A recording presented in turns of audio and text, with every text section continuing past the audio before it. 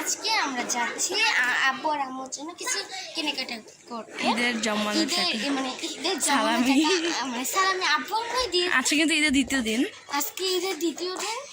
তো মানে চলো আমরা যাই বাজারে, তোমরা বসে থাকো, থেকে একটা লাইক একটা সাবস্ক্রাইব করে দাও।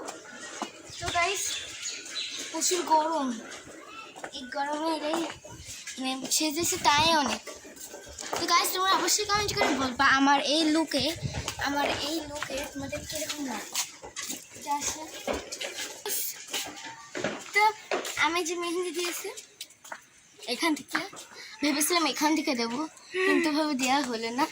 যে ক্যামেরাম্যান জিনিস সে দিয়ে দেয়, কিন্তু অত বড় দেবে না, সে খারাপ লাগবে। তো আবার দুঃখের সাথে বলতে হচ্ছে আবার বাড়ি যাচ্ছি, টাকা ছুঁয়ে এসেছি 200 টাকার নোট। এগুলো কোথাও গেলে আগে টাকাটা দেখে নিবি। তো গাইস পেয়েছি, ব্যাগের কোনায় ছিল, তো যেতে হয়নি আলহামদুলিল্লাহ। আমি চেক করে নিয়েছি, তা ভয় লাগে না বল। চলো চলো, কিছু এত গরম হচ্ছে তো কিছুই না।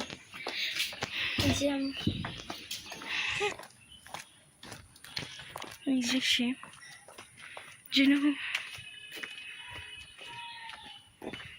আমার পা ব্যথা করছে প্রচুর, আমার হাঁটতে মন চাচ্ছে না।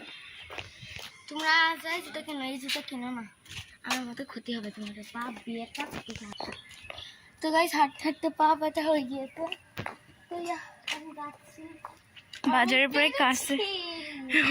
প্রায় কাছেই চলে এসছি। আমি একটু ডায়লগ দেবো না এখন না করে। এটা আমার চুড়ি।